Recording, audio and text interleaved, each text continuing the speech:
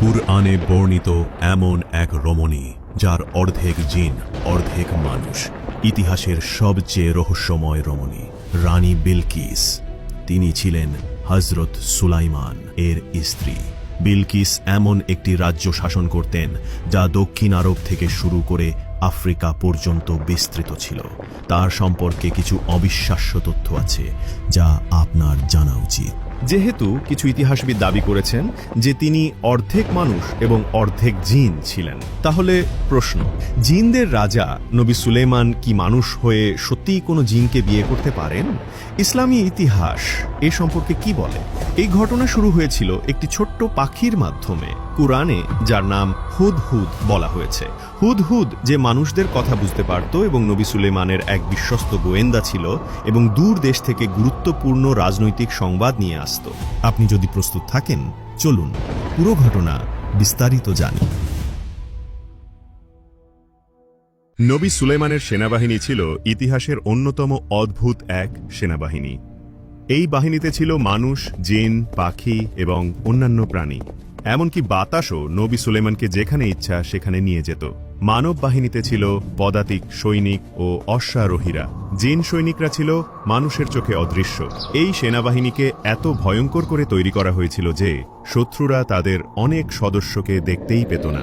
কিছু পাখি ও প্রাণীও সেনাবাহিনীতে যোগ দিয়েছিল। সিংহ ছিল প্রাণী বাহিনীর নেতা, তারপর ছিল বাঘ। পাখি বাহিনীতে ছিল অনেক বাজ পাখি ও শিকারী পাখি। হুদহুদ পাখিটি ছিল গোয়েন্দা বিভাগের দায়িত্বে। এই হুদহুদের দায়িত্ব ছিল অনেক দূরে উড়ে গিয়ে শত্রুপক্ষের ওপর নজরদারি করা। সে সবকিছু পর্যবেক্ষণ করত এবং শিখে নিত, তারপর ফিরে এসে প্রতিবেদন দিত। হুদহুদের ভূমিকা ছিল অত্যন্ত সংবেদনশীল এবং গুরুত্বপূর্ণ। যখন বাহিনী একত্রিত হয়েছিল, অনেক প্রাণী লক্ষ্য করেছিল হুদহুদ অনুপস্থিত। তারা নিজেদের মধ্যে ফিসফিস করতে লাগলো, কমান্ডার শিগগিরই এসে পড়বেন এবং বুঝতে পারবেন যে হুদহুদ অনুপস্থিত। অবশেষে সুলাইমান নবী যখন বাহিনীর কাছে আসলেন, তখন ফিসফাস আরও জোরালো হলো। তিনি এসে দেখলেন হুদহুদ নেই। আসলে হুদহুদ তখন সাবা দেশে অবস্থান করছিল।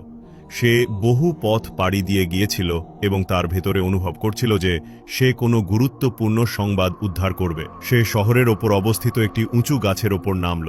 সেখান থেকে সে রাস্তাঘাট, ঘরবাড়ি, প্রাসাদ এবং ফটক সব কিছু পর্যবেক্ষণ করল। সে কিছু অস্বাভাবিক পরিস্থিতি অনুভব করল। দেখা গেল মানুষরা যেন কোনো অনুষ্ঠানের জন্য জড়ো হচ্ছে। তাই সে শহরে বসবাসকারী আরেক হুদহুদকে জিজ্ঞেস করল, ও সুন্দর হুদহুদ, দয়া করে বলো, এই শহরে কি হচ্ছে? মানুষরা যাচ্ছে সাবার রানীর দর্শনে। তারা সবাই সেখানে সূর্যের সামনে সিজদা করবে। সুলাইমানের গোয়েন্দা পাখি তখন নিশ্চিত হয়ে গেল তার অনুভূতি ঠিক ছিল। সে প্রথমে রক্ষীদের দেখল, তারপর কমান্ডার ও সৈন্যদের। সব শেষে সাবার রানী নিজে সিংহাসন থেকে বেরিয়ে এলেন। তিনি তার সিংহাসন থেকে নেমে জনগণকে নেতৃত্ব দিলেন। তিনি তার দুই হাত উঠিয়ে সূর্যের সামনে সিজদা করলেন। সব মানুষ তার সঙ্গে সিজদা দিল। হুদহুদ সবকিছু লক্ষ্য করল আর ভাবছিল, নবী সুলাইমান এই সংবাদ পেয়ে কি প্রতিক্রিয়া দেখাবেন। সে তৎক্ষণাৎ উড়াল দিয়ে ফিরে এলো। অনেক দিন ক্লান্তিকর ভ্রমণের পর সে পৌঁছালো সেই স্থানে যেখানে সুলাইমানের পুরো বাহিনী একত্রিত হয়েছিল। সব পাখি তাকে ঘিরে ধরল। তারা সব ক্ষুব্ধ ছিল। একটি ছোট চড়ুই প্রথমে বলল, তুমি কোথায় ছিলে? নবী সুলাইমান তোমার ব্যাপারে জানতে চেয়েছেন। আমরা আশা করি তোমার কাছে যথাযথ ব্যাখ্যা আছে। হুদহুদের ভিতরে আরও ভয় ঢুকে গেল।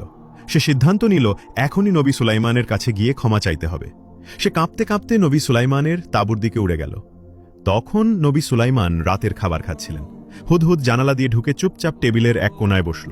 সে চেষ্টা করছিল সুলাইমানের হাত থেকে দূরে থাকতে, মাথা নিচু করে ভয়ে। সে ধীরে ধীরে বিনয়ের সঙ্গে সালাম দিল। সে মাথা তুলল, কিন্তু চোখ তুলতে পারল কেবল সুলাইমানের হাত ও বুক পর্যন্ত। সে তার নেতার কাছ থেকে অনেক কিছু শিখেছিল এবং সে জানত যে নবী সুলাইমানের মন ছুঁতে হলে তাকে স্পষ্টভাবে সত্য কথা বলতে হবে।